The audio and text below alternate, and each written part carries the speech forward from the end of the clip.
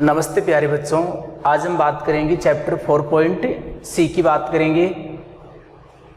Paper number first real analysis book. कई विद्यार्थी message करते रहते हैं कि सर हम कौन कौन से चैप्टर सॉल्व करें, तो मैं उनको जानकारी के लिए बता दूं। एक तो आप यूनिट नंबर सेकंड कर लो कंप्लीट, 3.A, 3.B, 4.C, और एक यूनिट नंबर थर्ड करना चाहो तो थर्ड कर लो।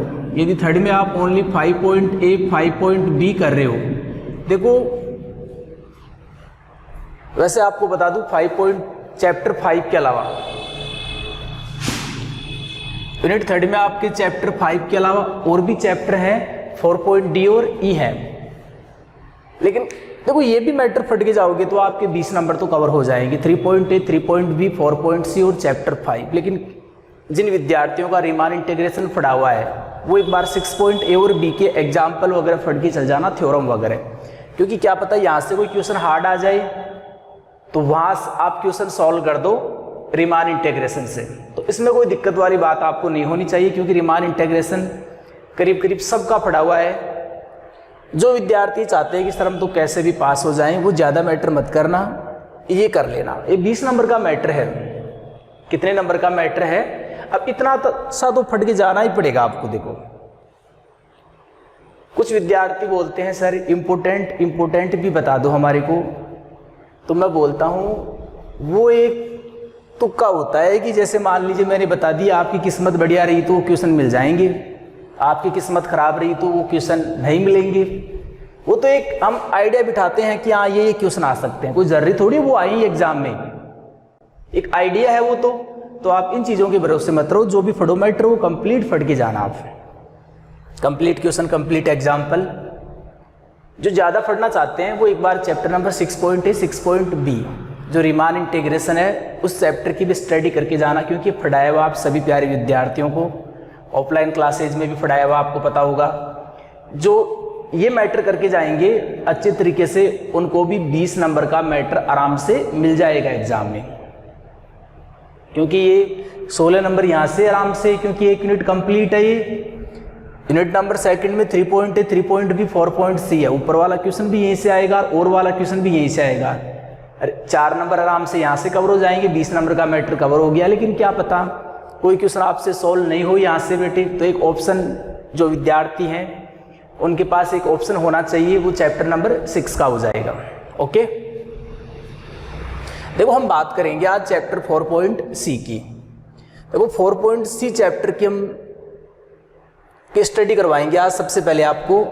फिर भी आपको लगे कोई, आप कमेंट्स करके मेरे को बता देना कि सर हमारे को एक बार चैप्टर फर्स्ट कंप्लीट का रिवीजन कराओ, तो मैं एक बार क्रेश कोर्स टाइप इनका रिवीजन करवा दूंगा मैं, 3.A, 3.B और चैप्टर 5 का। यदि आपकी डिमांड होगी आप कमेंट करके मेरे को बता देना कि सर आप एक बार 3.A, 3.B, 5 चैप्टर का भी रिवीजन कराऊं, तो आपको रिवीजन करवा दिया जाएगा। एक बार क्रेश कोर्स टाइप पढ़ा देंगे आपको।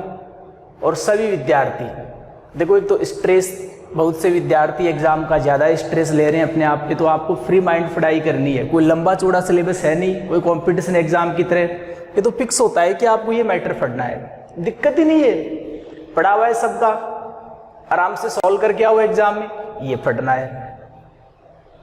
ओके,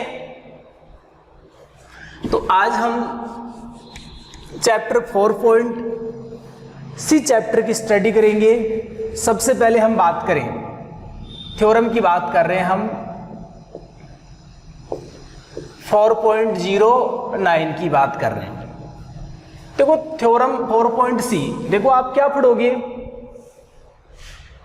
देखो आप सिलेबस में देखोगे तो एक टॉपिक दे रखा है properties of continuous function on close interval, सवर्त अंतराल में संतत फलन के गुणधर्म। वो चैप्टर कौन सा है? 4.C है। तो 4.C की कुछ थ्योरम्स दे रखी हैं, वो आपको पढ़नी है 3.A, 3.B के साथ। तो जैसे 4.09 थ्योरम है, ये क्या है? बोरेल आवर्त प्रमेय है।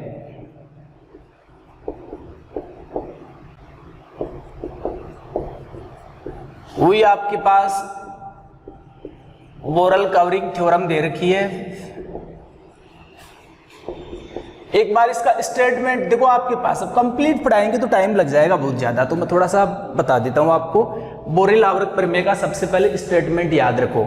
तो मैं आपको समझा दूं, बोरेल आवर्त प्रमेय का स्टेटमेंट क्या होता है कि यदि फलन एफ एक्स, जो मैं बातें बताऊं उनको ध्यान से समझते रहना, कि कोई फलन एफ एक्स है वो समवर्त अंतराल ए बी में संतत है,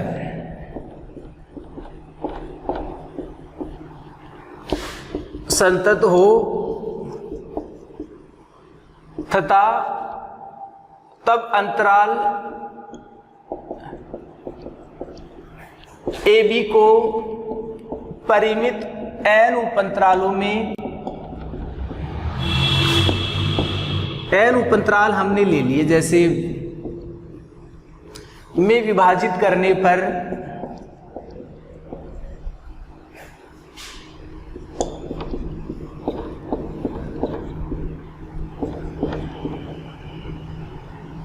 प्रत्येक उपअंतराल के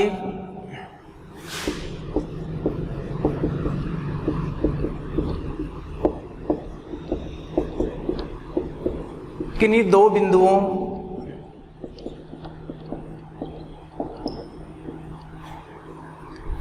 बिंदुओं हम बात करें जैसे x1 तथा x2 के लिए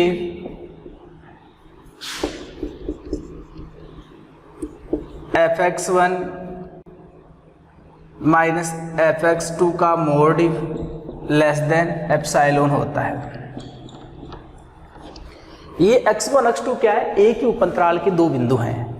तो एक बार एक बोरेल आवर्त प्रमेय का स्टेटमेंट होता है, आपके दिमाग में रहना चाहिए। आगे हम जो थ्योरम्स पढ़ेंगे उनमें बहुत ज़्यादा काम आएगा।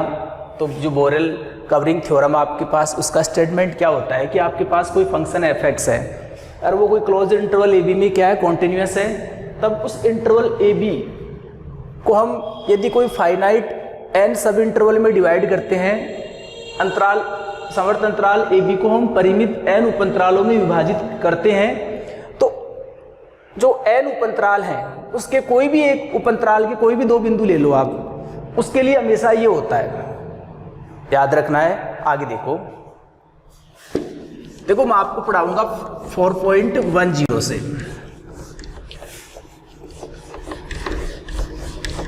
कुछ थ्योरम्स हैं, अभी करवा देते हैं। देखो थ्योरम्स को सबसे पहले समझिए। 4.10 ये क्या है, थ्योरम याद होगी सभी प्यारे विद्यार्थी। थ्योरम का स्टेटमेंट देखो। 4.10 क्या है, यदि फलन एफ समवर्त अंतराल ए बी में संतत है तो उस अंतराल में क्या होता है, परिबद्ध भी होता है।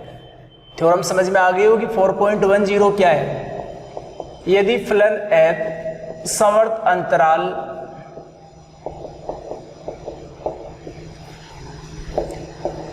ए बी में संतत हो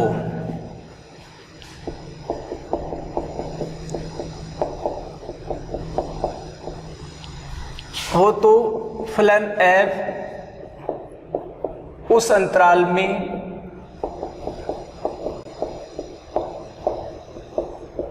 परिबद्ध भी होता है। ये एग्जाम में आ गई, पता सबको है कि एफ एक्स अंतराल ए बी में संतत है तो उस अंतराल में क्या होता है, परिबद्ध भी होता है। लेकिन आपको एग्जाम में तो सॉल्व करके आना है, तो हम क्या करेंगे, मान के चलेंगे या लिख देंगे, दिया है, थोड़ा थ्योरी भी लिखा देता हूं फटाफट देखिए। दिया है फलन एफ एक्स अंतराल ए बी में संतत है,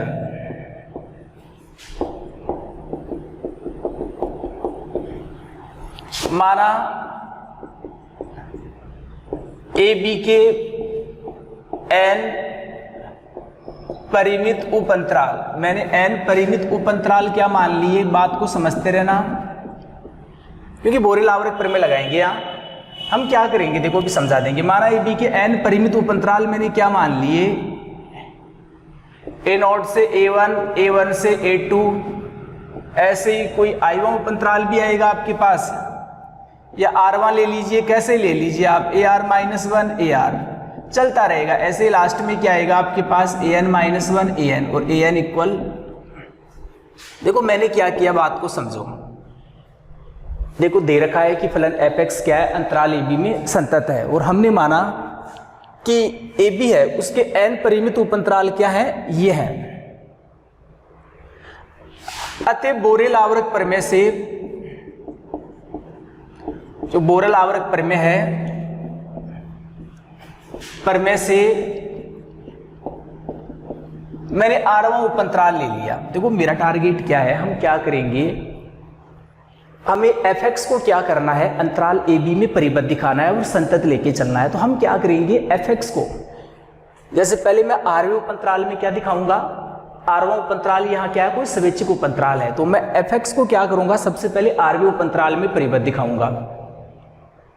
यदि fx आरवें उपअंतराल में परिबद्ध है तो fx सभी उपअंतराल में क्या होगा, परिबद्ध होगा, क्योंकि आरवां उपअंतराल क्या है, एक स्वैच्छिक उपअंतराल लिया है मैंने, आरवां उपअंतराल। यदि fx आरवें उपअंतराल में परिबद्ध है तो fx सभी उपअंतराल में क्या होगा, परिबद्ध होगा। और fx इन सभी उपअंतराल में परिबद्ध है तो fx अंतराल AB में भी क्या होगा, परिबद्ध होगा, क्योंकि ये AB के ही क्या है, उपअंतराल है। तो हम क्या कर रहे हैं, बोरेल आवर्त प्रमेय से आरवें उपअंतराल,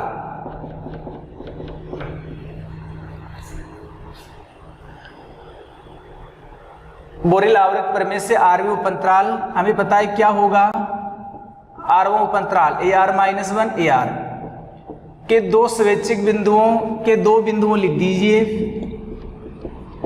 मैंने एक तो ले लिया x तथा एक ले लिया मैंने AR-1 ले लिया। इनके लिए क्या होगा, हमें पता है इनके लिए क्या होगा, fx माइनस f AR-1 क्या होगा, लेस देन एप्सिलॉन। आपको पता है x कहां से है, x यहाँ आरवें उपअंतराल का कोई स्वैच्छिक बिंदु है, AR-1 तो फिक्स आपको पता है आरवें उपअंतराल से। देखो ये बोरेल आवर्त प्रमेय से होगा, संतत है तो पढ़ाया था मैंने भी, कोई भी उपअंतराल ले उसके कोई दो बिंदु लेते हैं तो उनके लिए ऐसा होता है, ये x और AR-1 एक ही उपअंतराल के दो बिंदु, ऐसा होगा बेटे। अब हम सॉल्व करें, मेरे को ये बताओ, यदि मैं मोड ऑफ देखो मोड ऑफ fx की बात कर रहा हूं मैं, किसकी बात कर रहा हूं, मोड ऑफ fx की। x कहां से लेके चल रहा हूं मैं, अब आरवें उपअंतराल से, x कहां से लेके चल रहा हूं, आरवें उपअंतराल से। तो मैं मोड ऑफ fx, देखो इसको ऐसे लिख सकता हूं क्या, मेरे को बताओ, AR-1 और प्लस FAR-1। देखो fx के मोड को मैं ऐसे लिख सकता हूं, अलग अलग मोड लेंगे तो सभी प्यारे विद्यार्थी जानते हैं कि हम इसे ऐसे भी लिख सकते हैं, AR-1 मोड प्लस FAR-1 का मोड बेटे लिख सकते हैं, ऐसा कोई दिक्कत नहीं है। हमें ये भी पता है इसको हम ऐसा भी लिख सकते हैं, इसकी जगह मैंने क्या रख दिया, एप्सिलॉन, और प्लस क्या आ गया, मोड ऑफ FAR-1। एक बार यहां तक उतार लीजिए आप। यहां x कहां से लेके चल रहे हो आप, कंफ्यूज मत हो ना, x आरवें उपअंतराल से लेके चल रहे हैं, मोड ऑफ fx का मान ये आ गया।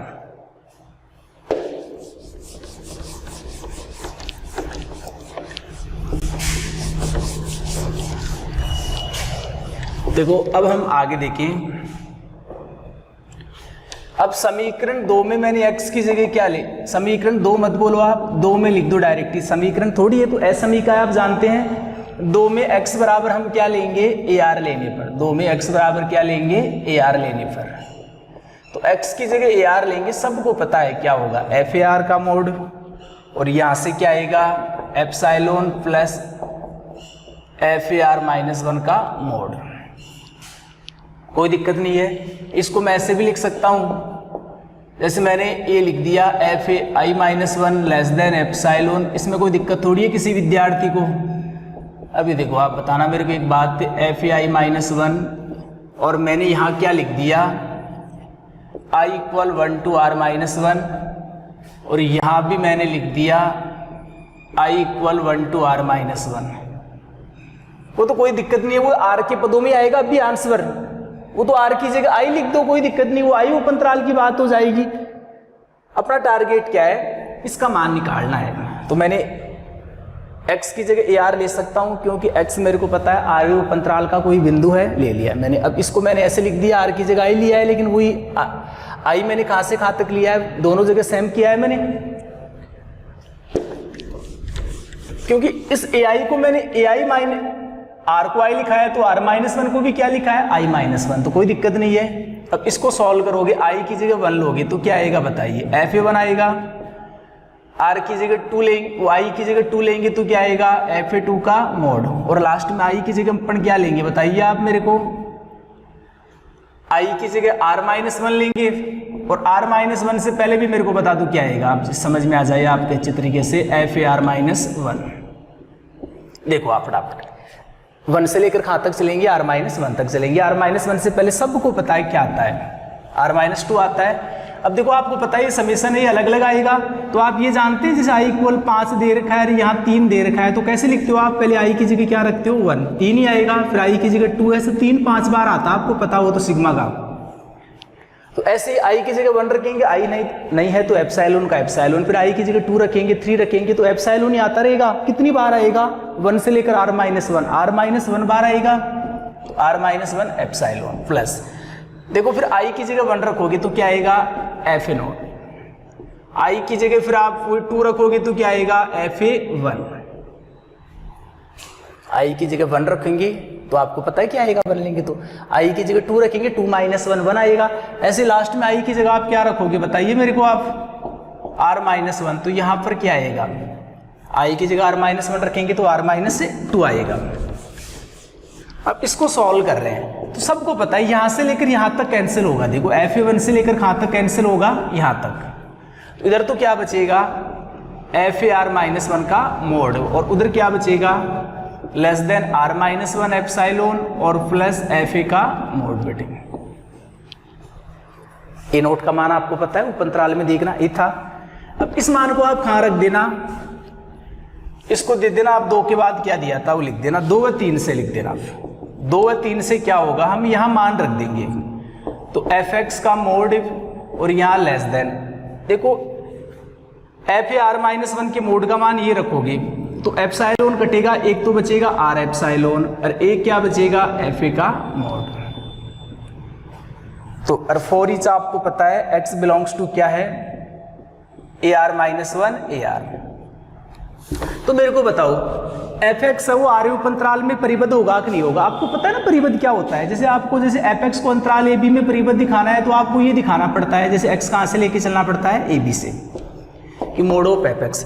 तो यहाँ x आप अपन कहाँ से लेके चल रहे थे, आर्य उपअंतराल से, तो देखो मोड ऑफ fx, और ये देखो धनात्मक वास्तविक संख्या ही तो है, वहाँ m > 0 होता है, m कैपिटल R से होता है। तो आपको पता है कि यहाँ उपअंतरालों की संख्या क्या है, परिमित है, तो r कोई उपअंतराल ही है तो r परिमित होगा। एप्सिलॉन आप जानते हैं परिमित मान होता है 0 से बड़ा, और fx अंतराल ab में संतत है तो fa का मान परिमित होगा, और मोड ले रहे हैं तो मान क्या होगा, पॉजिटिव, तो r भी पॉजिटिव होगा। एप्सिलॉन > 0 होता है, fa संतत है तो fa परिमित होगा, चाहे वो नेगेटिव पॉजिटिव हो, लेकिन मोड है तो वो मान कैसा होगा, पॉजिटिव।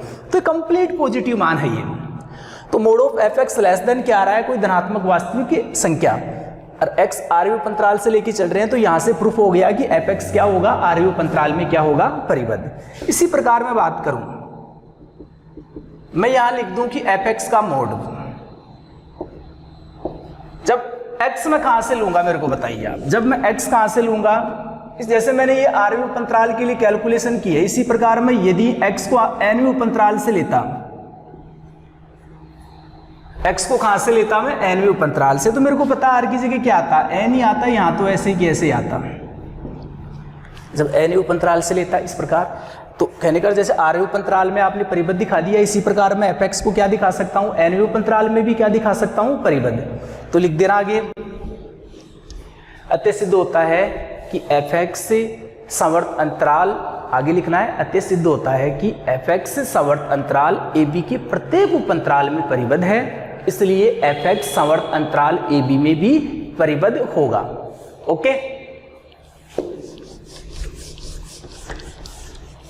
तो कोई लिखने वाली कोई दिक्कत है नहीं, आप लिख के आ जाओगे।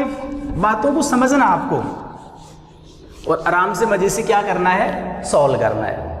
आगे देखिए, आगे वाली थ्योरम देखो, आगे कौन सी थ्योरम दे रखी है, यदि फलन f संवर्त अंतराल ab में संतत है तो फलन ab में कम से कम एक बार अपने उच्चक व निम्नक को प्राप्त करेगा। देखो कौन से नंबर की थ्योरम है, 4.10 नंबर की थ्योरम है, तो लिख देना 4.11 सॉरी 10 नंबर की है, 11 नंबर की है, एक मिनट। बेटे एक मिनट रुको, ये क्या अपने पास वो बुक नहीं है, मोबाइल में फ़ोटो खींच रखी है। हाँ वो बोरेल आवृत्ति पर में 4.08 थी, अभी पीछे वाली थ्योरम वो 4.09 है। पीछे वाली थ्योरम कौन सी है? 4.09। अब हम बात करेंगे 4.10 नंबर की थ्योरम की बात करेंगे। वो क्या है? यदि फलन समवर्त अंतराल ए बी में संतत है तो फलन ए बी में कम से कम एक बार अपने उच्चक व निम्नक को प्राप्त करता है। ओके, 4.11 नंबर की थ्योरम मिल गई होगी।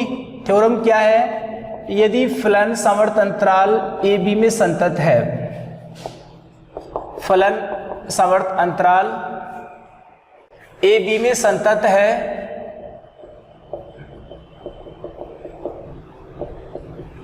तो फलन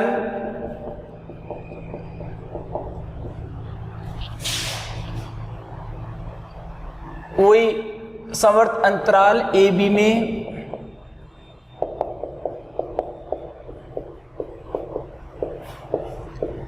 कम से कम एक बार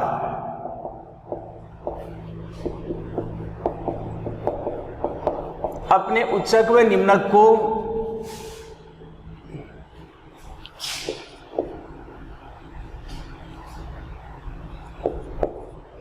वह निम्नक को प्राप्त करता है। बेटे सब जानते हैं, ये बेसिक बातें हैं। जैसे पिछले वाली थ्योरम थी कि एफ ए बी में संतत है तो ए बी में क्या होगा? परिबद्ध होगा। जैसे नॉर्मल बात करें एफ एक्स बराबर एक्स स्क्वायर है, ये अंतराल 1/5 में क्या है? संतत है, क्योंकि 1/5 में इसका डायग्राम कंटिन्यू बनेगा। से 1 पर 1 आएगा और 5 पर कितना आएगा बेटे? 25 आएगा आपके पास। ऐसे डायग्राम बनेगा एफ एक्स बराबर एक्स स्क्वायर का 1/5 में। वैसे ही हमें पता है और संतत भी है एफ एक्स एक्स स्क्वायर में, क्योंकि कहीं भी 1/5 में एफ एक्स का मान अपरिमित नहीं होगा। हर जगह 1/5 में एफ एक्स का मान परिमित आ रहा है। तो और हम बात करें कि एक जो इंटरवल 1/5 है, क्लोज इंटरवल 1/5 है, वहाँ एफ एक्स के डायग्राम की बात करें तो वो कंटिन्यू चल रहा है। तो हमें पता है एफ एक्स 1/5 में संतत है तो एफ एक्स 1/5 में क्या है? परिबद्ध भी है। ये हमने पिछले थ्योरम में सीख लिया था। इस थ्योरम में हम क्या सीखेंगे कि यदि कोई फलन एफ एक्स किसी समवर्त अंतराल ए बी में संतत है तो उस अंतराल में वो एक बार अपने उच्चक व निम्नक को प्राप्त करेगा। जैसे ये बात करें, जैसे एफ एक्स बराबर एक्स स्क्वायर है, हमें पता है इस अंतराल में क्या है? वो संतत है, तो कन्फर्म है। वैसे हमें कोई पूछे आपको बताओ एफ एक्स का उच्चक और निम्नक क्या होगा, हम देखते बता देंगे एफ एक्स का इस अंतराल में न्यूनतम मान निम्नक होगा और अधिकतम मान क्या होगा? उच्चक होगा। तो हमें पता है एफ एक्स का इस अंतराल में जो निम्नक है वो तो 1 होगा और उच्चक है वो क्या होगा? आपके पास 25 होगा। आप सबको पता है बेटी चीजें। तो इस अंतराल में देखो एफ एक्स निम्नक 1 को भी प्राप्त कर रहा है और उच्चक 25 को भी प्राप्त कर रहा है। ओके, तो छोटी मोटी बातें ये आप समझना इन चीजों को बेटे। एग्जाम में देखो मेन होती है लिखने वाली कला बेटे। क्या होती है? आप लिख के कैसे आओगे? तो बेटे लिखना सभी प्यारे विद्यार्थियों को आना चाहिए। तो अब फलन नहीं दे रखा तो आप फलन मान लेना कि माना फलन एफ या एफ एक्स बोल दो, समवर्त अंतराल ए बी में क्या है? संतत है। ये दे रखा है, हमने लिख दिया। अब हम जानते हैं कि वो ए बी में संतत है तो परिबद्ध भी होगा। अतः फलन एफ एक्स समवर्त अंतराल ए बी में क्या होगा? अतः फलन एफ एक्स समवर्त अंतराल ए बी में क्या होगा? परिबद्ध भी होगा।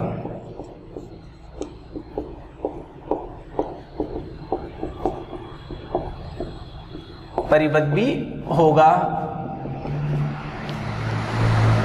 लिख देना अतः फलन, लिख देना इसलिए फलन एफ एक्स के, इसलिए फलन एफ एक्स के अंतराल ए बी में वही आप लिख दोगे। उच्चक को तो किससे लिखते हो? सुप्रीमम को तो आप कैपिटल एम से और इन्फीमम को किससे लिखते हो? स्मॉल एम से।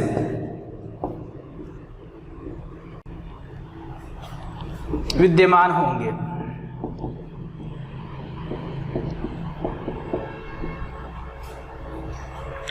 वैसे नहीं लिखो, थोड़ा सा घुमा के लिख देना बेटे। इसलिए एफ एक्स के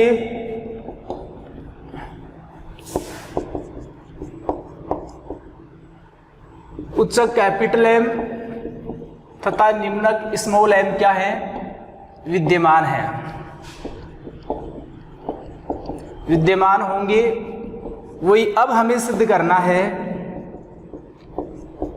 बुक वाला लिख दो और कुछ लिख दो। अब हमें सिद्ध करना है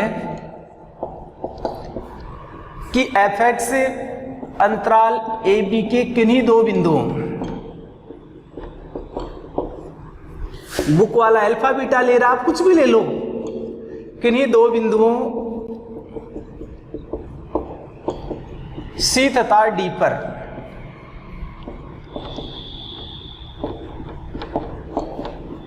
उच्चक कैपिटल एम तथा निम्नक स्मॉल एम को प्राप्त करता है। देखो एक बार भी समझा देते हैं। अर्थात हम बात करें एफ सी बराबर कैपिटल एम और एफ डी बराबर स्मॉल एम, ये हमें सिद्ध करना है। सी डी कहाँ से लेके चल रहे हो आप? क्लोज इंटरवल ए बी से। ओके, देखो बात को समझो। हमने मान लिया फलन नहीं दे रखा था, हमने फलन मान लिया कि वो जो ए बी में संतत है वो एफ एक्स है। तो हमें पता है अतः फलन एफ एक्स समवर्त अंतराल ए बी में परिबद्ध भी होगा, इसलिए एफ एक्स के उच्चक और निम्नक भी विद्यमान होंगे। परिबद्ध, कोई भी फलन परिबद्ध होता है उसका सुप्रीमम इन्फीमम विद्यमान होता है ना, क्योंकि कोई भी फलन परिबद्ध है तो आप उसका न्यूनतम मान भी बता सकते हैं और अधिकतम मान भी बता सकते हैं, और जो न्यूनतम और अधिकतम मान होते हैं वही क्या कहलाते हैं? उच्चक और निम्नक कहलाते हैं। तो इसलिए एफ एक्स के उच्चक और निम्नक विद्यमान होंगे। अब हमें सिद्ध करना है कि एफ एक्स है वो अंतराल ए बी के किन्हीं बिंदुओं सी तथा डी पर।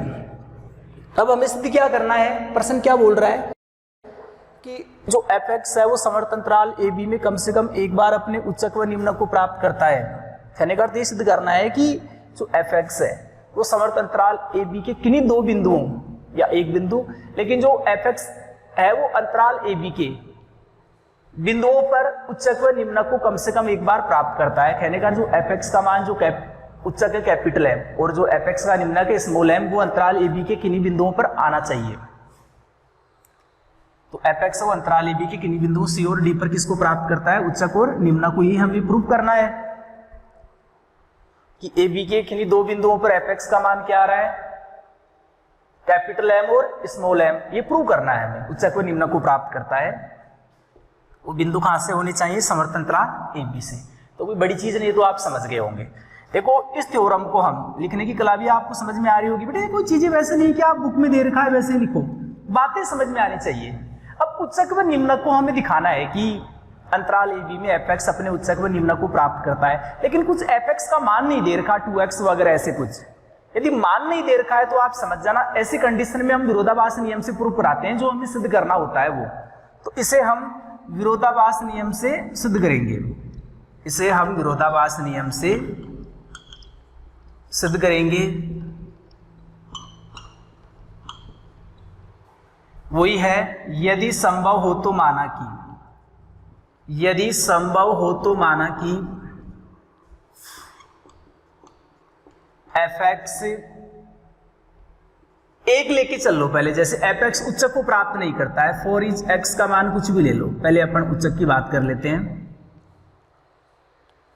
देखो हमने माना है कि वह उच्चक और निम्नक को प्राप्त नहीं कर रहा। पहला हम एक्सपेरिमेंट उच्चक पर करते हैं बेटे, सुप्रीमम पर।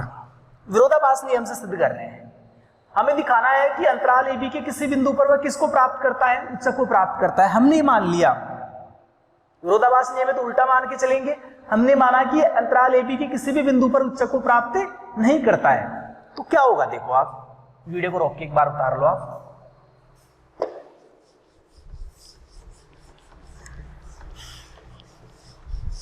आप ये बताओ मेरे को, तो यहां से क्या आ गया? F x minus m does not equal क्या आ गया? 0 आ गया। आ गया आपके पास। अब मैंने क्या माना? जैसे कुछ भी मान लो, फाइव एक्स मान लिया मैंने, एफ एक्स माइनस एम को माना। जो एफ एक्स माइनस एम है इसको मैंने क्या मान लिया? 5x लिख देना। चूंकि एफ एक्स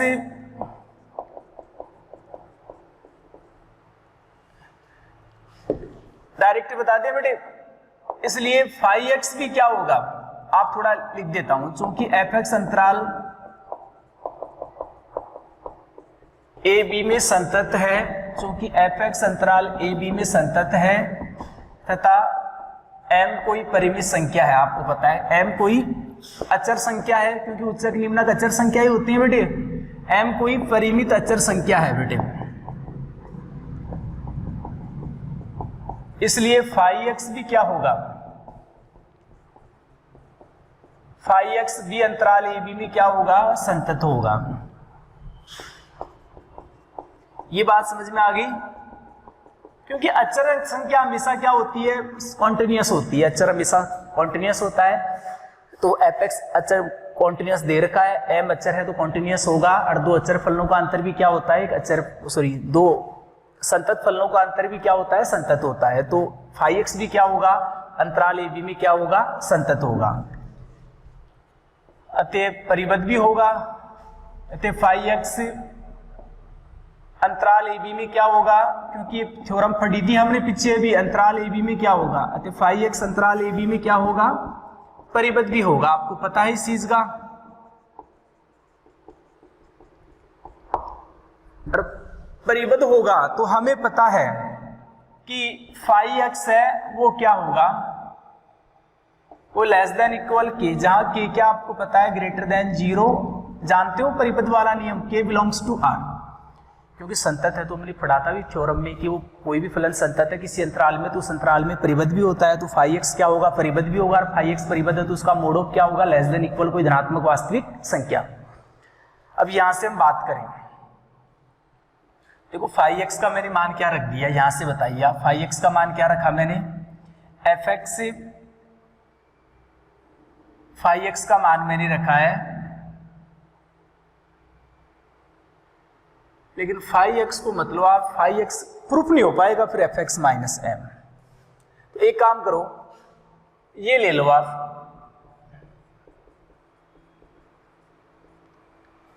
क्योंकि आगे दिक्कत आएगी प्रूफ करने में। तो आप फाई एक्स बराबर यहां दिमाग लगाना 1 एफ एक्स माइनस एम मानेंगे। तो एफ एक्स अंतराल ए बी में संतत है और एम भी अंतराल, एम परिमित संख्या है, तो फाई एक्स भी अंतराल ए बी में क्या होगा, संतत होगा। क्यों? क्योंकि यदि एफ एक्स माइनस एम संतत है तो फाई एक्स भी क्या होगा, संतत होगा। क्योंकि दिक्कत एक जगह आ जाती है जहां एफ एक्स माइनस एम का मान क्या हो जाता है, इक्वल 0। तो आपको पता है ये एफ एक्स माइनस एम का मान 0 के बराबर होगा नहीं, इसका मान कभी अनंत आना नहीं।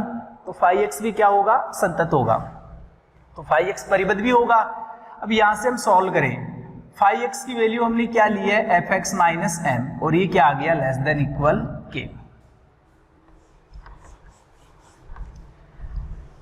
देखो इसको हम सॉल्व करें, यहां से मैं m माइनस एफ एक्स ये लिख सकता हूं, क्योंकि हमें पता है कि एफ एक्स का आपने उत्सक क्या माना है, कैपिटल एम। तो एफ एक्स का मान सदैव क्या होगा, कैपिटल एम के बराबर है, उससे क्या होगा, कमी होगा। तो m माइनस एफ एक्स का मान तो हमेशा ही पॉजिटिव होगा, आपको पता है। यहां से सॉल्व करेंगे तो इसको मैं लिख सकता हूं m minus F x greater than equal 1/k। और यहां से मैं क्या लिख सकता हूं, एक बार देखते रहना, नॉर्मल बातें हैं बेटे, ये कोई m माइनस 1/k, और आपको पता है ये क्या होता है, लेस देन क्या होता है, m होता है। ये तो समझ गए आप। एफ एक्स इधर लेके आएंगे तो एफ एक्स की तरफ लेस देन इक्वल रहेगा 1/k।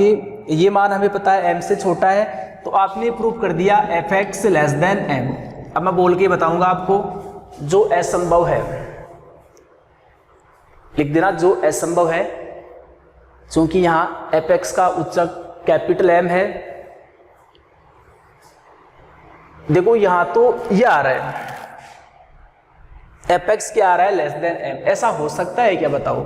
नहीं हो सकता, क्योंकि हमेशा हमें पता है कि कोई भी फलन होता है उसका मान उच्चक के बराबर या उससे कम होता है, लेकिन यहाँ एफ एक्स का मान तो क्या आ गया, उच्चक से छोटा आ गया। तो एक गलत कंडीशन कब आई, जब आपने माना कि एफ एक्स उच्चक को प्राप्त नहीं करता है अंतराल ए बी में, तो आपने जो माना है वो गलत माना है। इसी प्रकार हम निम्नक स्मॉल m के लिए जो आपने गलत माना है, कहने का एफ एक्स अपने उच्चक को प्राप्त करेगा, इसी प्रकार हम निम्नक स्मॉल m के लिए सिद्ध कर सकते हैं कि एफ एक्स अंतराल ए बी के किसी बिंदु पर कम से कम एक बार अपने निम्नक स्मॉल m को प्राप्त करता है। बट एक बार आप बुक में और पढ़ लोगे आराम से, क्योंकि ज्यादा टाइम नहीं ले सकते, आपको पता है।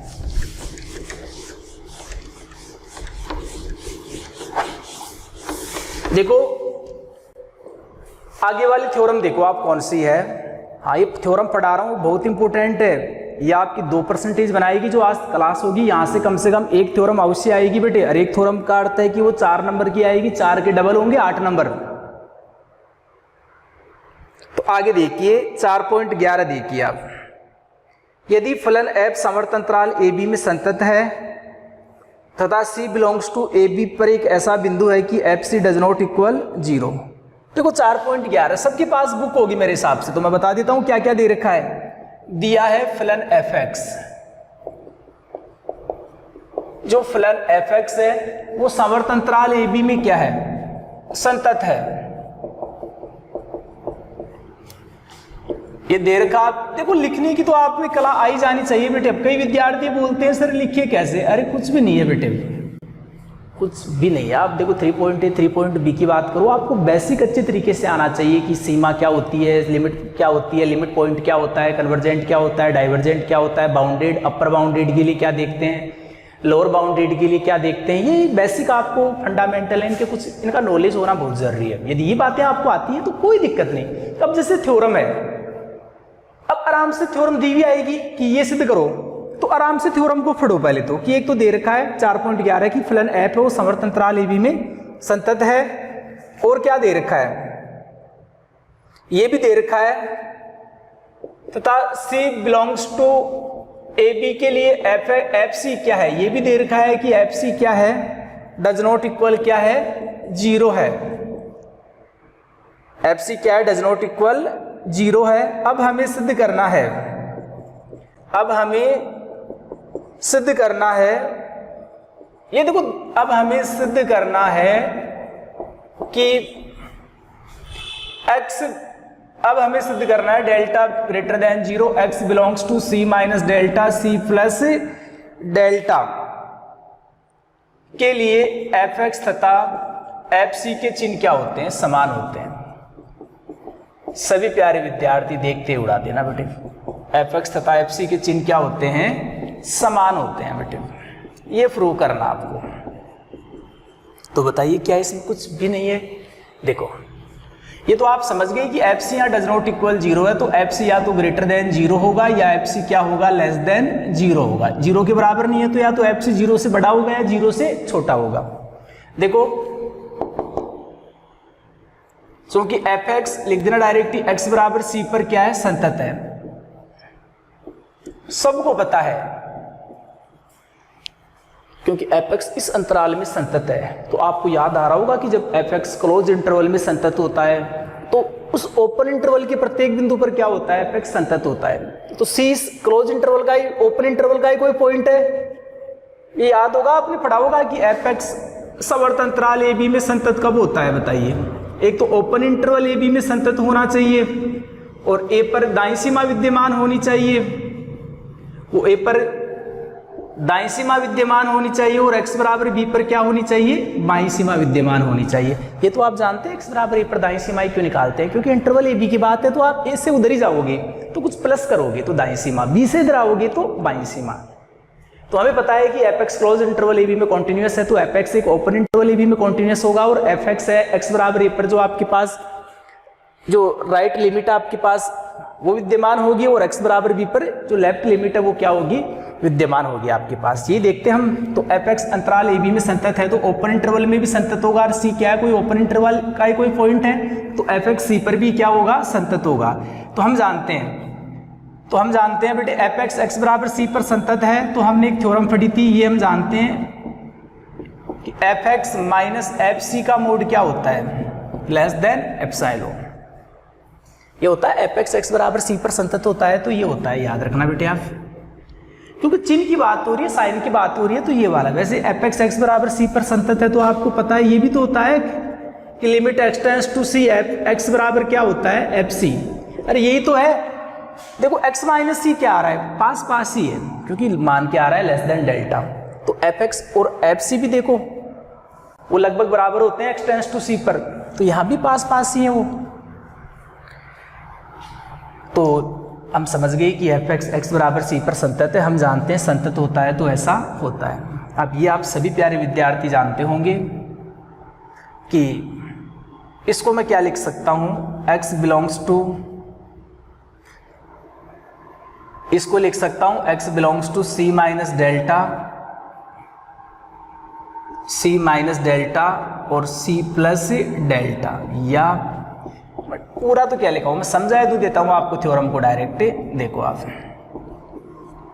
ये तो आप जानते हैं ना, जब मोड को उठाएंगे तो आपको पता है क्या होगा। मोड को उठाते हैं तो आप जानते हैं, तो रफ काम है। जैसे मोड को उठाएंगे तो ये माइनस डेल्टा आएगा, ये प्लस डेल्टा आएगा, फिर सब में सी जोड़ेंगे तो ये सी माइनस डेल्टा और ये सी प्लस डेल्टा, यहाँ सी हटेगा। अब इक्वल नहीं है तो आपको पता है कौन सा इंटरवल आएगा, ये तो आप जानते हैं कि ऐसा होता है। आप उसको ऐसा भी लिख सकते हो। बेटे मुद्दे की बात सुनो, हमें करना क्या था इस थ्योरम में, ऐसा है तो ऐसा लिख दोगे। हमें एफ एक्स और एफ सी के चिन्ह क्या दिखाने थे, समान। कहने का एफ एक्स पॉजिटिव है तो एफ सी को भी क्या दिखाना है, पॉजिटिव। हमें पता है एफ सी यहाँ डज नॉट इक्वल 0 है, तो या तो एफ सी ग्रेटर देन 0 होगा या लेस देन 0 होगा। सबसे पहले मैं एफ सी को क्या लेके चल रहा हूँ, ग्रेटर देन 0।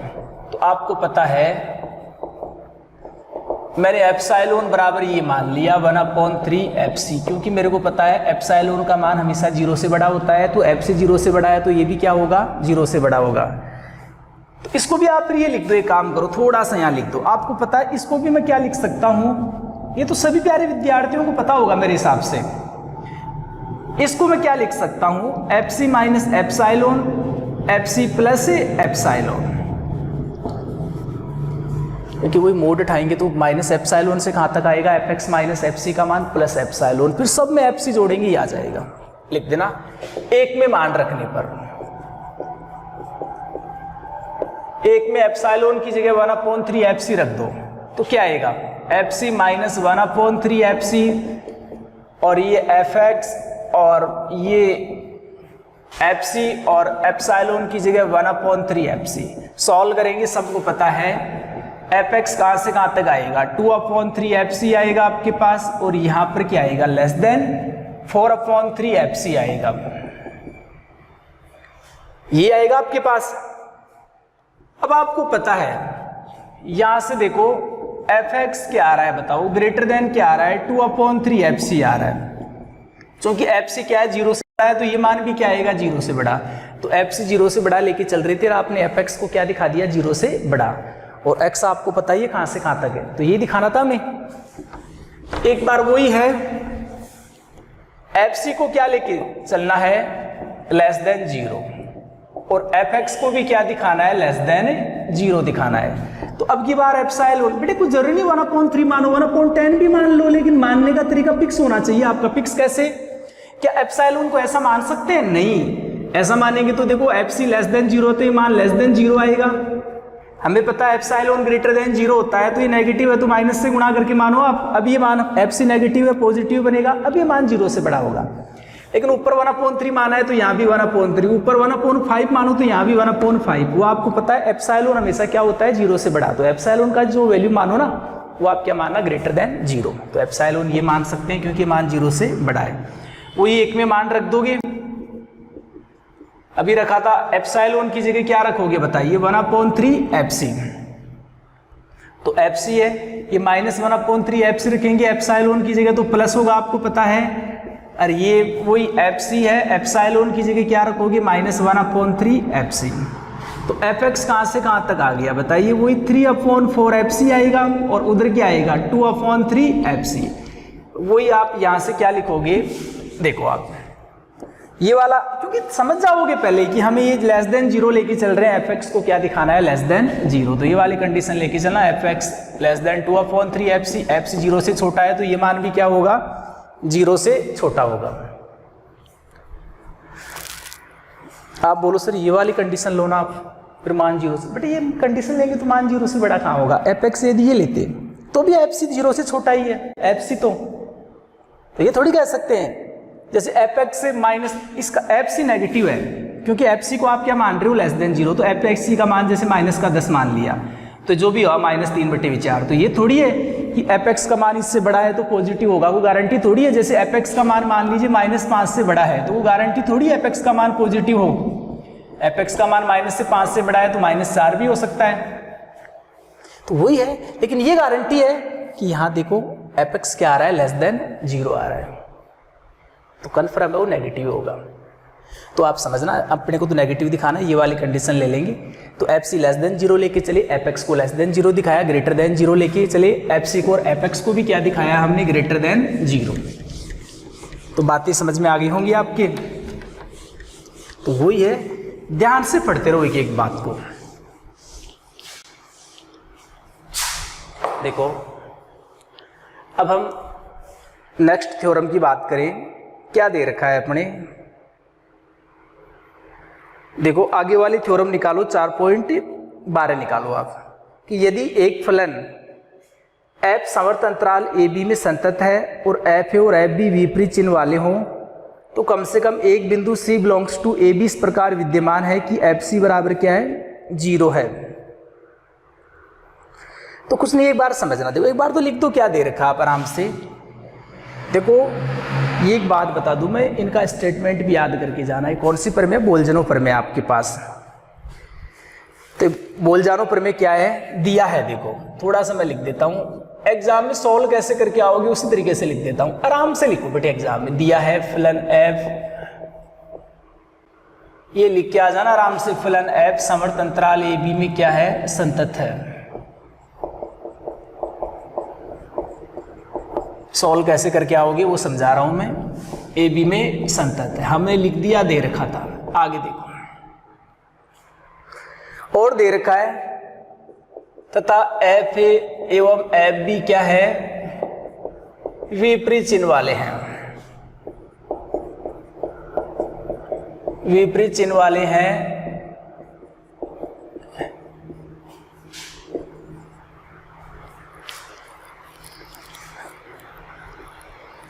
अब हमें सिद्ध करना है, अब हमें सिद्ध करना है कि एफ सी क्या होगा, एक जगह 0 होगा, सी बिलोंग्स टू अपन कहां से लेके चल रहे हैं, ए बी से लेके चल रहे हैं। तो वही नॉर्मल सी बात है। देखो ये दे रखा है, वैसे हमें कोई बेसिक पूछे तो हम इस चीज को जानते हैं, हम ये बात जानते हैं। कैसे जानते हैं, देखो फलन एफ समवर्त अंतराल ए बी में संतत है, तो हमें पता है कि जो एफ ए बी में संतत है तो एफ ए से लेकर एफ बी तक जो ग्राफ बनेगा वो कंटिन्यू बनेगा, आपको पता है। अबे बोल रहा है एफ ए और एफ बी क्या है, विपरीत चिन्ह वाले हैं, कि एक एफ ए नेगेटिव, जैसे इसके अकॉर्डिंग तो एफ ए क्या हो गया, पॉजिटिव, और एफ बी क्या हो गया, नेगेटिव। तो हमें पता है कि ये एक्स एक्स को टच करते हुए जाएंगे। एफ एक्स होता क्या है, एक तरीके से वाई तो होता है, और एफ एक्स को एक्स एक्स को टच करते हुए जाएंगे तो वहां वाई क्या होता है, 0 होता है। तो एफ ए एफ बी विपरीत चिन्ह वाले हैं, तो एफ ए मान लीजिए एक्स एक्स के ऊपर है तो एफ बी कहां होगा, नीचे होगा। एफ ए एक्स एक्स के नीचे है तो एफ बी क्या होगा, ऊपर होगा। तो हमें पता है, और वो एफ एक्स समवर्त अंतराल ए बी में संतत है तो ग्राफ कंटिन्यू बनेगा, आपको पता है। तो कहीं ना कहीं एक्स एक्स को टच करेंगे क्योंकि ऊपर से नीचे है, नीचे से ऊपर जाएंगे वो, तो कहीं ना कहीं हमें पता है। जो ए बी से लेकर हम बात करें, जैसे ये x बराबर a है और x बराबर b है, तो हमें पता है a से लेकर b के बीच कोई ना कोई बिंदु c ऐसा होगा जहां fx का मान क्या होगा, fx का मान कितना होगा, वहां 0 होगा। हम जानते हैं क्योंकि ग्राफ कंटिन्यूअस होता है तो हम जानते हैं ग्राफ कैसे क्या बनता है। अब सुनो, ध्यान से सुनो बेटे इस थ्योरम को, बोलजानो प्रमेय को, स्टेटमेंट याद कर लो ढंग से एक बार तो आप, और मजे से पढ़ो, कुछ भी नहीं है। एक बार मेरे साथ साथ आप दिमाग लगाओ, अभी समझ जाओगे। दिया है फलन f समवर्त अंतराल ए बी में क्या है, संतत है, और एफ ए एवं एफ बी क्या है, विपरीत चिन्ह वाले हैं। अब हमें सिद्ध करना है ये, जहां सी कहां से लेके चल रहे हो, ये बुक वाली बात समझ लो, बुक के विपरीत कर लो, बेसिक नॉलेज होना चाहिए, कुछ भी कर सकते हो आप। जैसे मैंने बुक वाली बात समझा देता हूं आपको, अलग से देख लो, बुक वाली बात देख लो, क्योंकि ज्यादा घुमाएंगे थ्योरम में आप कंफ्यूज हो जाओगे। तो मैंने मान के चल रहा हूं कि मेरे को पता है,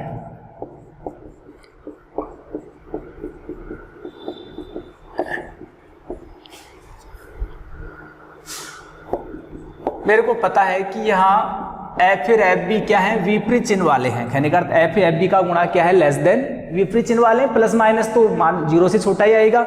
मैंने एफ ए को क्या मान लिया, 0 से बड़ा, तो एफ बी क्या होगा, 0 से छोटा होगा।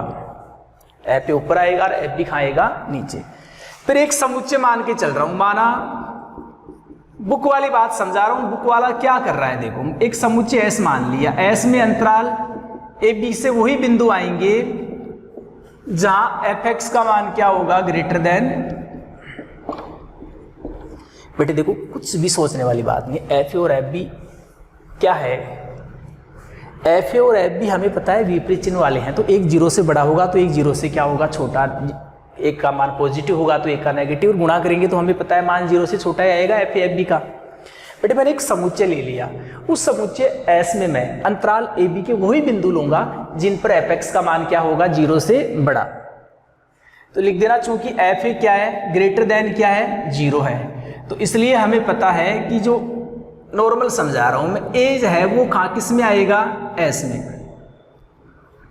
बेटे चूंकि एफ ए क्या है मेरे को बताओ, एफ ए आपने जीरो से बड़ा माना है, तो एफ कहने का अर्थ एक्स बराबर ए पर एफ एक्स का मान जीरो से बड़ा भी आ रहा है और एक्स बराबर ए इस इंटरवल में भी है, तो कंडीशन के अकॉर्डिंग ए किस में होगा, एस में होगा। तो हमें पता है यहां से क्या हो गया, अतः एस क्या होगा, एक अरिक्त क्या होगा आपके पास, परिबद्ध समुच्चय है बेटे।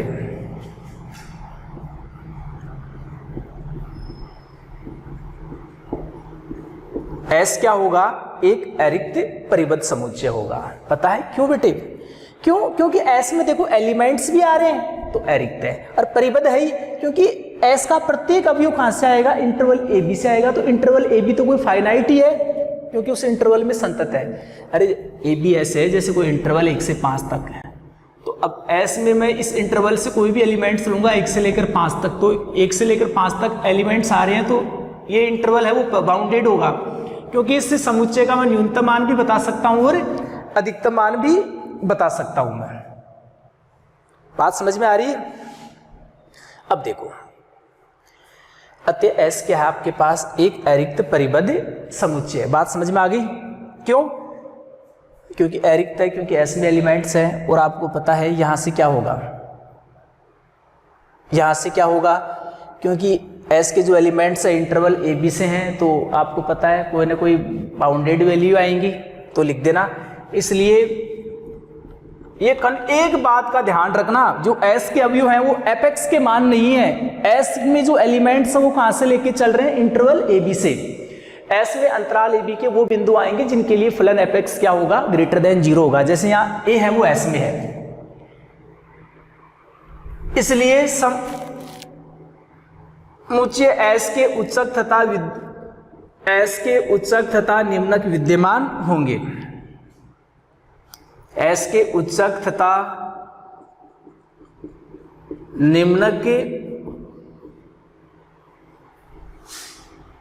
क्या होंगे, विद्यमान होंगे।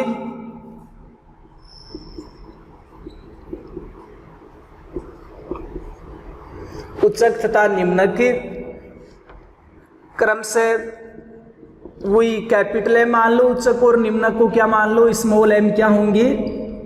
एस के मैंने उच्चक और निम्नक क्या मान लिए, कैपिटल एम और स्मॉल एम विद्यमान होंगे। यहां तक किसी विद्यार्थी को दिक्कत नहीं है, आराम से लिख दोगे।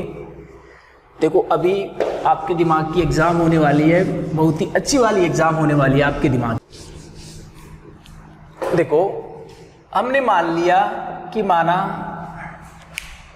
देखो यहां तो कोई दिक्कत नहीं आनी चाहिए क्योंकि हमें पता है वो परिबद्ध समुच्चय था, तो उसके उच्चक और निम्नक विद्यमान होंगे, चाहे वो सिंपल लिख दो, उच्चक तथा निम्नक विद्यमान होंगे, कंफ्यूज हो जाओगे आप। अब मान के चल रहे हैं कि माना, देखो या तो उच्चक से सॉल्व करना आपको आगे, तो या तो उच्चक से सॉल्व करना पड़ेगा या निम्नक से। तो आप जैसे उच्चक से सॉल्व कर रहे हो, आप निम्नक भी लेके सॉल्व कर सकते थे, क्योंकि यहां देखो प्रश्न को समझो आप। यदि आप सुप्रीमम से थ्योरम को सॉल्व करना चाहते हो तो आप सी को क्या मानो, समुच्चय एस का सुप्रीमम। यदि आप निम्नक से सॉल्व करना चाहते हैं तो सी को क्या मानो, इन्फीमम मानो एस का।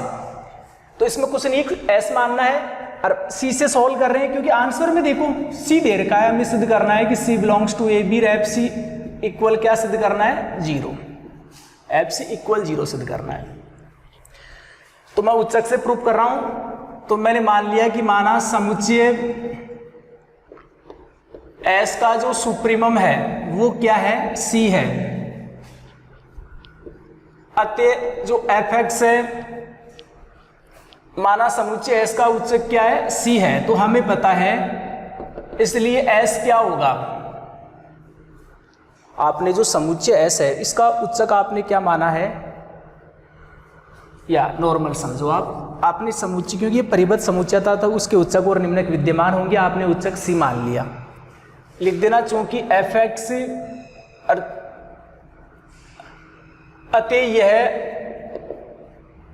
अतः बिंदु सी अंतराल ए बी में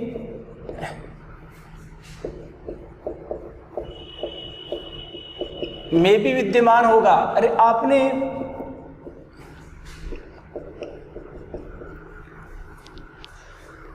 एस का उच्चक सी माना है और एस के पॉइंट आप कहां से ले रहे हो, अंतराल ए बी से ले रहे हो। यदि एस का उच्चक सी है तो एस हमें पता है अंतराल ए बी में भी क्या होगा, विद्यमान होगा। और वो लिख देना चूंकि एफ एक्स अंतराल ए बी में क्या दे रखा है मेरे को बताओ, थोड़ा सा मैं तेज बता देता हूं आप समझ लोगे। देखो चूंकि एफ एक्स अंतराल ए बी में क्या है, संतत है, तो इसलिए एफ एक्स है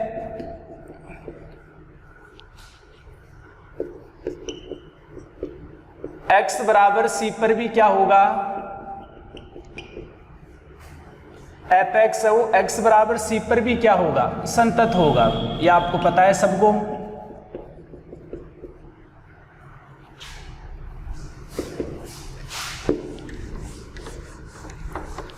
देखो अब आप सबसे पहले तो बताओ कहने का आपका टारगेट क्या है। एक तो सी को किसमें दिखाना है, इसमें दिखाना है, तो सी यहाँ अंतराल ए बी में है, ये आ गया। तो एक तो आपका टारगेट मैं डायरेक्टली समझा दूं कि सी को क्या दिखाना है, ए के बराबर नहीं दिखाना। सबसे पहले तो हम दिखाएंगे कि सी ए के बराबर नहीं है, फिर हम दिखाएंगे सी बी के बराबर नहीं है। तो वही है, अब हम दोबारा लिख देना वही, सबसे पहले हम सिद्ध करेंगे सी डज नॉट इक्वल ए। एक तो टारगेट आपका, अब हम सिद्ध करेंगे सी डज नॉट इक्वल ए। सबसे पहला तो ये पॉइंट है। देखो मुद्दे की बात सुनो, चूंकि आपको पता है एफ ए क्या है मेरे को बताओ, ग्रेटर देन 0, तो हम जानते हैं कि एफ एक्स भी क्या होगा, ग्रेटर देन 0 होगा। कहां होगा, ए के प्रतिवेश में। ए का कौन सा प्रतिवेश निकलेगा आप मेरे को बताओ, डेल्टा 1 ले लो। डेल्टा 1 क्या है, ग्रेटर। अभी पीछे वाली थ्योरम पढ़ी थी कि यदि एफ एक्स अंतराल ए बी में संतत है तो एफ एक्स यदि 0 से बड़ा होता है, एफ एक्स यदि 0 से बड़ा होता है तो एफ सी भी क्या होता है, 0 से बड़ा। तो वो ये एफ ए 0 से बड़ा है तो एफ एक्स भी क्या होगा, 0 से बड़ा होगा। लेकिन वो देखो x कहाँ होता है, सी के प्रतिवेश में। तो यहाँ सी का कौन सा प्रतिवेश निकलेगा आपको पता है, यहाँ जो एक, यहाँ सी की जगह ए है तो ए का प्रतिवेश देखना पड़ेगा। और ए का कौन सा प्रतिवेश निकलेगा आपके पास, दायां प्रतिवेश निकलेगा। आप ए से ओनली इधर ही जा सकते हो। तो एफ ए ग्रेटर देन 0 है तो एफ एक्स भी हमें पता है ग्रेटर देन 0 होगा। पीछे वाली थ्योरम में पढ़ा था हमने कि एफ सी क्या होता है, ग्रेटर देन 0 होता है। तो एफ एक्स भी क्या होता है, ग्रेटर देन 0। कहाँ होता है, सी के प्रतिवेश में। तो एफ ए ग्रेटर देन 0 तो एफ एक्स भी ग्रेटर देन 0 होगा। कहाँ, एक्स ए के प्रतिवेश में। ए का आपको पता है कौन सा प्रतिवेश निकलेगा, क्योंकि अंतराल ए बी है तो आप इधर नहीं आ सकते। ए का तो ओनली कौन सा प्रतिवेश निकलेगा, दाया निकलेगा। तो लिख देना, आपको पता चल गया कि जो एस का उच्चक है वो क्या होगा, हमें यहां से पता चल गया ग्रेटर देन इक्वल क्या होगा, ए प्लस डेल्टा 1। क्योंकि ए प्लस डेल्टा 1 पर भी एफ एक्स का मान 0 से क्या आ रहा है, बड़ा आ रहा है। तो हमें पता है एस का उच्चक क्या होगा, एस का अधिकतम मान। जैसे आपके पास एस ऐसा हो कि 1 2 3 4, तो आप देखते बता दो कि एस का उच्चक कितना है, 4 है, बड़े वाला मान ही। तो एस में हमें यहाँ पता लग रहा है कि a प्लस डेल्टा 1 तक अभी है, क्योंकि a प्लस डेल्टा 1 भी अंतराल ए बी में तो होगा ही। और a प्लस डेल्टा 1 पर भी एफ एक्स का मान क्या आ रहा है, 0 से बड़ा आ रहा है। तो जो जिन मानों पर एफ एक्स का मान 0 से बड़ा होता है वो s में होंगे। तो a प्लस डेल्टा 1 भी हमें पता है s में है, तो हम यहाँ से कह सकते हैं कि s का उच्चक क्या है, a प्लस डेल्टा 1 के बराबर है, उससे बड़ा। जबकि आपने तो s का उच्चक क्या माना था, c माना था। तो c है वो ग्रेटर देन इक्वल क्या होगा, a plus delta 1। a plus delta 1 आपको पता है a से बड़ा ही होता है, क्योंकि a में आप कुछ संख्या जोड़ रहे हो। तो ये मान तो हमें पता है a से बड़ा है। कहने का जो c है वो क्या आ गया, a से बड़ा। तो आपने प्रूव कर दिया कि c क्या है आपके पास, डज नॉट इक्वल a। बात को समझना। और अब हम सेकंड क्या प्रूव करेंगे, C does not equal B सिद्ध कराएंगे, क्योंकि हमें देखो C को ओपन इंटरवल AB में दिखाना है, तो C AB में विद्यमान है, तो हमें दिखाएंगे C 1 के बराबर भी नहीं है, C B के बराबर भी नहीं है, तो फिर C किस में होगा, A और B के बराबर नहीं दिखा दिया तो C ओपन इंटरवल B में होगा, आपको पता है। तो अब हम सिद्ध करेंगे C does not equal B। तो आपको पता है,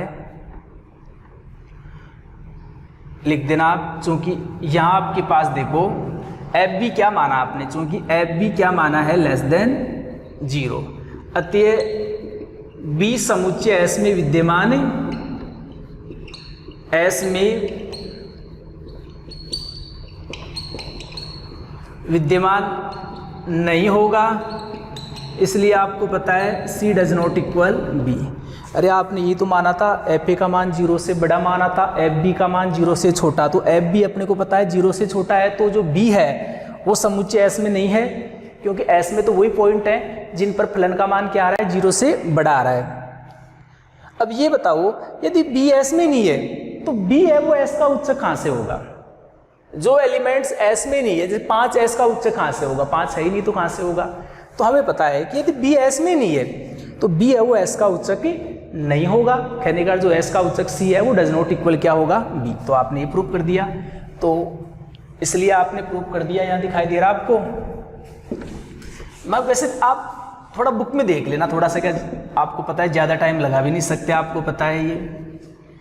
तो हमने C किस में दिखा दिया, क्योंकि C A के बराबर भी नहीं है, C B के बराबर भी नहीं है, C A B में है तो A और B के बराबर नहीं है, तो फिर C किस में आ गया, ओपन इंटरवल AB में।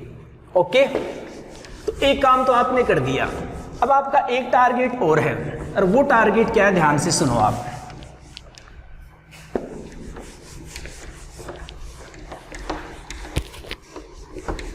अब आपको क्या दिखाना है, अब हम दिखाएंगे, एक तो सबसे पहले तो दिखाएंगे कि FC है ना, वही अब हमें सिद्ध करना है FC का मान 0 से बड़ा। अब हम पहले तो दिखाएंगे कि जैसे FC है वो क्या नहीं है, मेरे को बताओ, 0 से बड़ा नहीं है, ये दिखाना है अपने को। फिर FC को दिखाएंगे हम कि वो लेस देन 0 भी नहीं है, तो फिर FC क्या होगा, 0 होगा, बस ये दिखाना है, FC को 0 और दिखाना है, तो इसको विरोधाभास नियम से दिखाना है। एक बार तो हम दिखाएंगे कि FC 0 से बड़ा नहीं है, एक बार हम दिखाएंगे FC 0 से छोटा नहीं है। अब 0 से बड़ा भी नहीं है FC, 0 से छोटा भी नहीं है, तो FC फिर क्या होगा, 0 होगा, क्योंकि FC पर फलन संतत है तो मान तो परिमित ही आएगा कोई ना कोई, तो फिर वो मान क्या होगा, FC का 0 होगा। देखो लिख देना, इसे हम ये दिखाना है अपने को, इसे हम विरोधाभास नियम से सिद्ध करेंगे।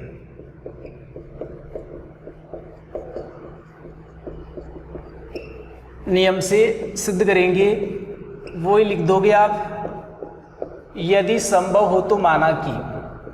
देखो हम क्या लेके चलेंगे,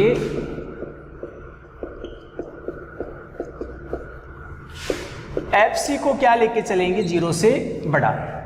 तो आपको पता है FC 0 से बड़ा है तो fx भी क्या होगा, 0 से बड़ा होगा, fx भी क्या होगा, और कहाँ होगा आपको पता है, C के प्रतिवेश में। डेल्टा 1 ले चुके थे, अब डेल्टा 2 ले लो, वही डेल्टा 2 आपको पता है 0 से बड़ा लेते हैं प्रतिवेश के लिए, बट एक बहुत छोटी संख्या जोड़ते और घटाते हैं। तो बेटे बात समझ में आ गई होगी आपको।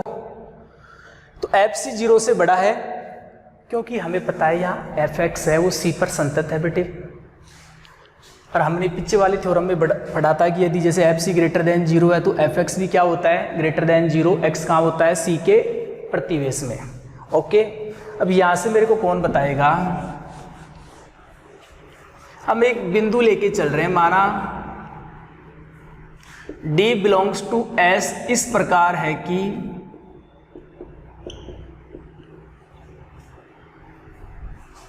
लिख देना, माना एक बिंदु D इस प्रकार है। देखो मैंने एक बिंदु ले लिया, D ले लिया, और कुछ ले लो आप, D इस प्रकार है कि इस प्रकार लेके चल रहे हैं कि C less than D less than C plus delta 2। तो हमें पता है क्योंकि अनेक बिंदु होंगे, C इसके बीच में आएगा, आपको पता है। तो यहां से मैं पूछूं इसलिए एफ डी क्या होगा, ग्रेटर देन क्या होगा, 0 होगा, क्योंकि इस अंतराल का तो कोई भी बिंदु लेंगे उस पर एफ एक्स 0 से बड़ा होगा, तो डी मैंने यहीं से लिया है बेटे इस अंतराल से ही, तो एफ डी क्या होगा, ग्रेटर देन 0। जो असंभव है, जो असंभव है, चूंकि समुच्चय एस का उच्चक क्या है, समुच्चय एस का उच्चक क्या आपके पास सी है, इसलिए एफ डी या डी बिलोंग्स टू एस। देखो एफ डी का मान भी क्या आ रहा है, क्योंकि हमें पता है इस अंतराल से कोई भी बिंदु लेंगे तो एफ एक्स का मान 0 से बड़ा, तो डी भी मैंने यहीं से लिया है, तो एफ डी क्या है, 0 से बड़ा है। अब एफ डी पर एफ एक्स का मान 0 से बड़ा है, तो आपको पता है डी एस में होगा। अब डी एस में होगा तो देखो जो उच्चक है वो डी के बराबर है, उससे बड़ा होगा, एस का उच्चक डी के बराबर है, उससे क्या होगा, बड़ा होगा। तो ये तो असंभव है बेटे, क्योंकि एस का उच्चक तो क्या है, सी है, तो एस का तो अधिकतम मान क्या है, सी है। तो जो असंभव है, चूंकि समुच्चय एस का उच्चक क्या है, सी है, तो ऐसे डी से सी से बड़ा कोई उच्चक नहीं आ सकता। तो ये गलत कंडीशन कब आई, जब आपने क्या माना, एफ सी ग्रेटर देन 0। कहने का अर्थ एफ सी क्या होगा, ग्रेटर देन 0 नहीं होगा। अब इसी प्रकार अब आपको क्या दिखाना है, थोड़ा सा मैं देखो, आपको पता है क्रेश कोर्स क्लास है, जल्दबाजी में बता रहा हूं मैं। एफ सी अब अपन क्या प्रूव करेंगे कि एफ सी लेस देन, वही इसे भी हम विरोधाभास नियम से सिद्ध करेंगे। यदि संभव हो तो माना कि एफ सी क्या है, 0 से छोटा है। अपन एफ सी को क्या लेके चल रहे हैं, 0 से छोटा।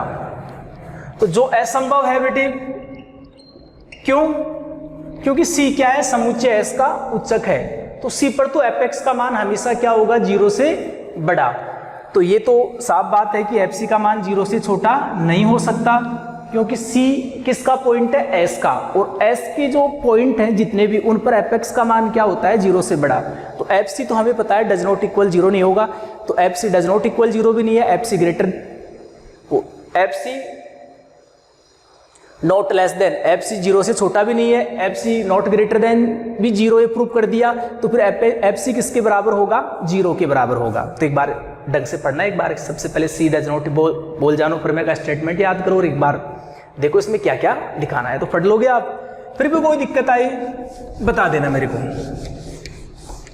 ये बुक में डिटेल्स आप तो डायरेक्टली लिख देना, एफ सी लेस देन 0 ये प्रूव करना है, लिख देना, क्योंकि हम जानते हैं कि लिख देना यहाँ सी समुच्चय एस का उच्चक है, अतः सी पर सदैव एफ एक्स का मान 0 से बड़ा होगा, अतः f c does not equal 0, sorry f c not less than 0।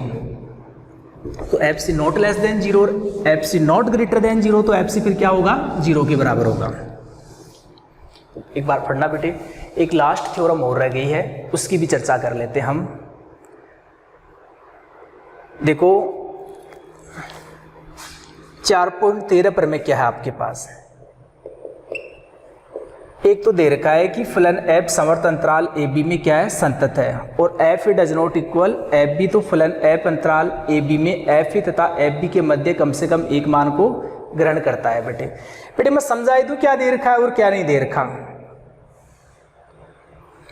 F, एक तो एफ ए, देखो एक तो दे रखा है वो लिख देना कि दिया है फलन एफ समवर्त अंतराल ए बी में क्या है, संतत है।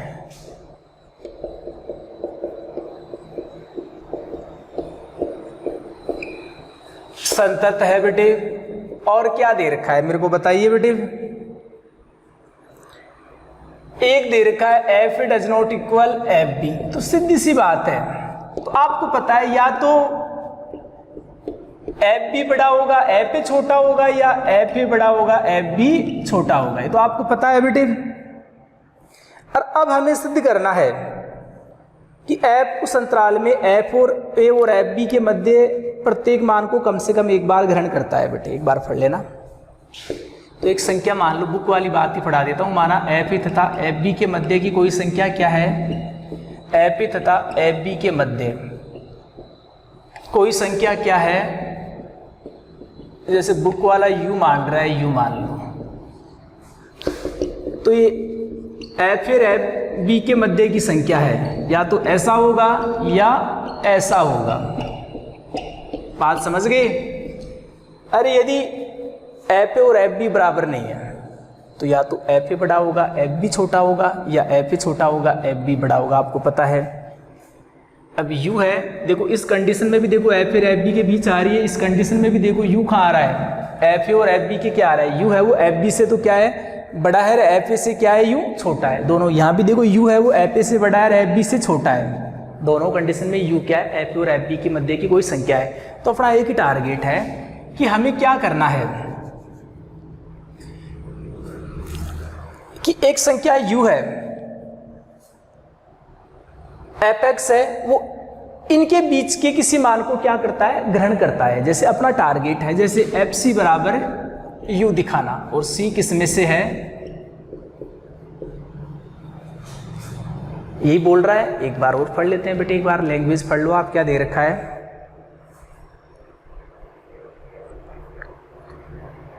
कि प्रत्येक मान को क्या करता है, ग्रहण करता है।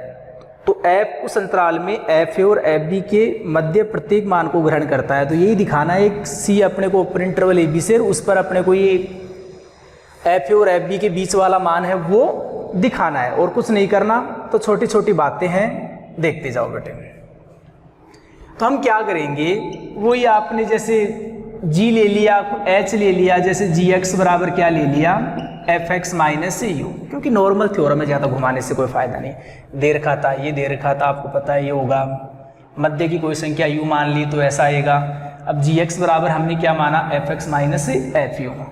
अब आप मेरे को बताइए, यदि ये वाली कंडीशन है कि f a less than f b, तो आप मेरे को बताइए जो जी ए है, यदि ये वाली कंडीशन लेके चलते हो आप, फिर जी a f a less than u less than f b वाली कंडीशन लेते हो, तो जी ए क्या होगा मेरे को बताओ। दो कंडीशन है, एक बार तो इस कंडीशन के लिए चर्चा कर लें। जी ए अपने को पता है एफ ए माइनस यू होगा, और देखो आपको पता है एफ ए छोटा है और यू क्या है, बड़ा है, तो ये मान क्या आएगा, less than zero. G b क्या होगा इस कंडीशन के लिए बताओ। जी बी अपने को पता है f b minus f u होगा, तो एफ बी बड़ा है, यू छोटा है, छोटी बड़ी संख्या में छोटी संख्या का घटाओगी आएगा, तो जी ए और जी बी क्या आ गया बताओ, लेस देन जीरो।